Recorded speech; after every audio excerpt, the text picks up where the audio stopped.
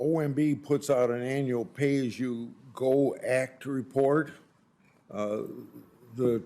This report clearly shows that last year's reconciliation bill added $199 billion in deficits to the budget scorecard OMB is required to maintain.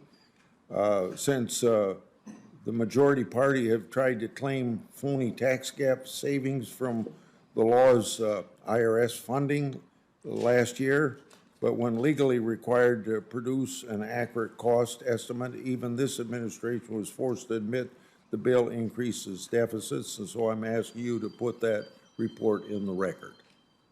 Without objection. Okay. The president and this budget's supporting documents continue to falsely claim that he is a deficit reducer. Nobody believes that. People know about the trillions spent in spending binge last Congress and the costly administrative actions. CBO's current law baseline when compared to February 2021 baseline when President Biden took office shows increased deficits of $6 trillion over 21 to 31, and you can see it here. So it seems to me the administration misleads the American people on real deficit reduction. Your response to that? Senator Grassley, CBO's job is to show the path on deficits as if no policies happen. The president has policies. His policies would bring down the deficit by $3 trillion. CBO has not looked at the president's policies yet. They will do that later this summer. So CBO gave you a baseline. That assumes none of this happens. And that is why the president is putting these policies forward, because we do believe staying on current course is not sustainable. You can see from the chart that the deficit actually goes up, and I'll just leave that where it is. What is the primary driver of our long-term deficit problem? So deficits, as you know, are year over year. So if you don't want to make the longer-term debt problem worse, you got to deal with yearly deficits.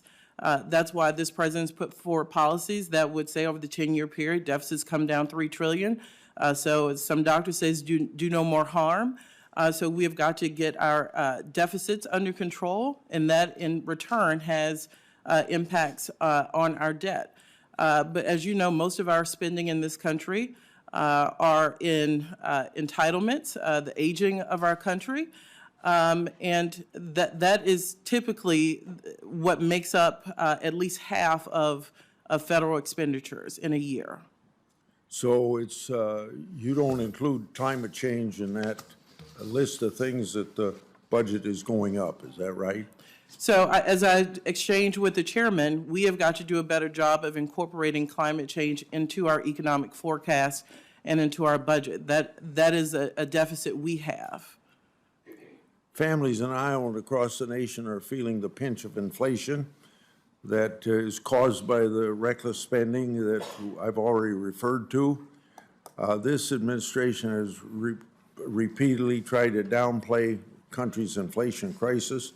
Why did the administration first budget predict inflation would be in 2021? Let me answer that for you, because I think that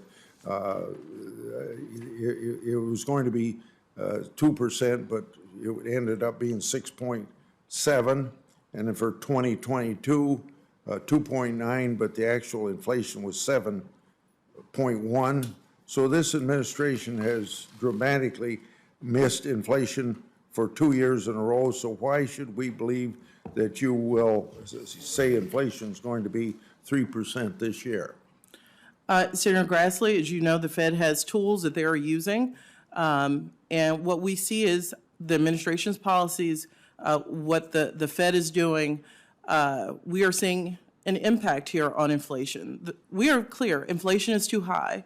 American families are paying too much, and we have to keep our foot on the pedal to bring down costs. What we have seen is a moderation in inflation on a yearly basis. Total CPI is down more than 3%, 3 percentage points from its most recent peak of 9.1% in 2022. So we have to keep our eye on bringing down costs. I'll point out that this budget has lots of policies that bring down healthcare costs, energy costs for families. Those are kitchen table issues that most families tell you they're paying too much for.